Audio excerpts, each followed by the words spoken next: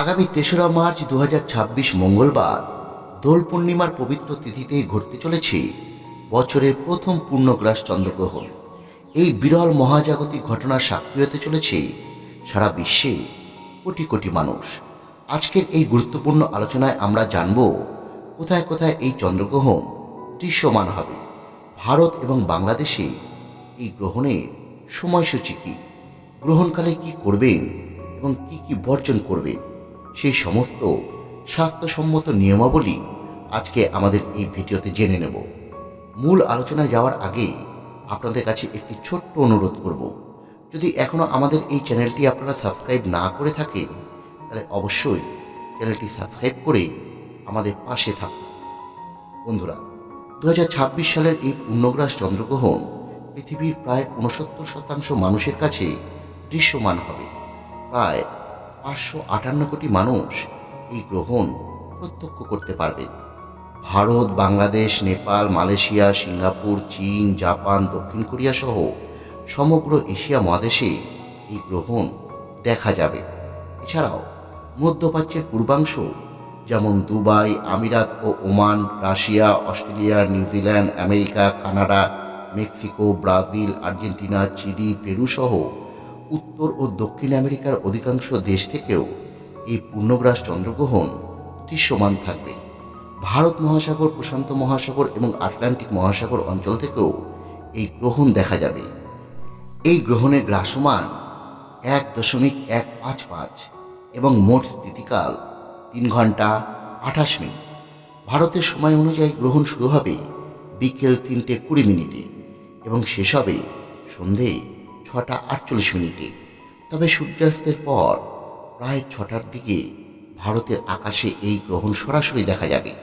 বাংলাদেশের সময় অনুযায়ী গ্রহণ শুরু হবে বিকেল ৩:৫০ এবং শেষ হবে সন্ধে ৭:১৮। বাংলাদেশের বাসিন্দারা সন্ধ্যা ৭টার কাছাকাছি এই চন্দ্রগ্রহণ দেখতে পারবে। ২০২৬ সালের পরবর্তী চন্দ্রগ্রহণ অনুষ্ঠিত হবে ২৮শে আগস্ট। এখন জেনে নেওয়া যাক গ্রহণকালে কি বর্জনীয়। স্বাস্থ্যমতে গ্রহণের সময় খাদ্য গ্রহণ করা, রান্না করা, তেল মালিশ করা, অযথা জল পান করা, চুল কাটা, দাঁত ব্রাশ করা, ঘুমোনো, পরনিন্দা করা, অশুভ চিন্তা করা, বস্ত্র সেলাই করা, সবজি কাটা বা গাছের পাতা ছেঁড়া বর্জনীয়।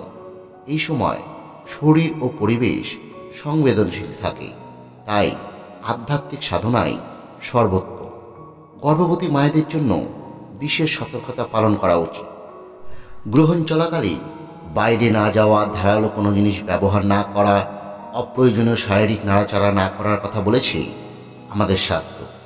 এই সময় সর্বদা ভগবানের নাম স্মরণ করা উচিত।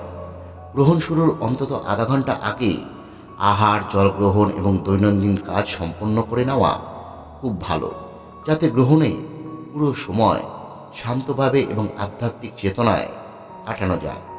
এখন প্রশ্ন আসে, গ্রহণকালে কি করবেন? শাস্ত্রে বলা হয়েছে গ্রহণের সময় জপ, কীর্তন, শাস্ত্রপাঠ, ভগবানের নাম স্মরণ এবং কৃষ্ণকথা শ্রবণ অত্যন্ত মহা ফলপ্রদ। জপমালায় জপ করতে অসুবিধা হলে মুখে মুখে হরিনাম জপও আপনারা করতে পারেন, এতেও সমান ফল লাভ হবে। এই সময় ভক্তি ভরে ভগবানের নাম স্মরণ করলে বহু জন্মের পাপ ক্ষয় হয়। অনেকেই মনে করেন গ্রহণের সময় ভগবানের বিগ্রহ ঢেকে রাখতে হয় বা পূজা করা যায় না, কিন্তু শাস্ত্রে এইরকম কোনো নিষেধ নেই। বরং চন্দ্রগ্রহণ বা সূর্যগ্রহণের সময় ভগবানের সেবা, পুজো, আরতি এবং অভিষেক বিশেষ ফলদায়ক বলে উল্লেখ রয়েছে। যেহেতু এই গ্রহণ দোল পূর্ণিমা এবং গৌর পূর্ণিমার দিনই ঘটতে চলেছে, তাই মন্দিরে মহা অভিষেক এবং পুজো যথারীতি চলবে এবং গৃহে বসেও ভক্তরা পুজো করতে পারবে। গ্রহণ শেষ হওয়ার পরে অবশ্যই স্নান করা অত্যন্ত গুরুত্বপূর্ণ। শাস্ত্রে বলা হয়েছে গ্রহণ দৃশ্যমান হলে গ্রহণ শেষে স্নান না করলে জীবনে দুঃখ, কষ্ট এবং রোগভোগ বৃদ্ধি পেতে পারে। তাই গ্রহণ শেষে স্নান করা উচিত।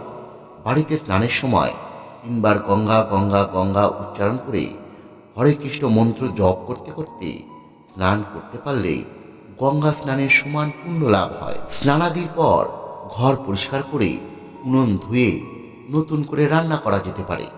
যেহেতু দোল পূর্ণিমার উপবাস এদিন রয়েছে, তাই গ্রহণ শেষে একাদশীর মতো ফল, সবজি বা সাবুদানা জাতীয় আহার গ্রহণ করা যেতে পারে।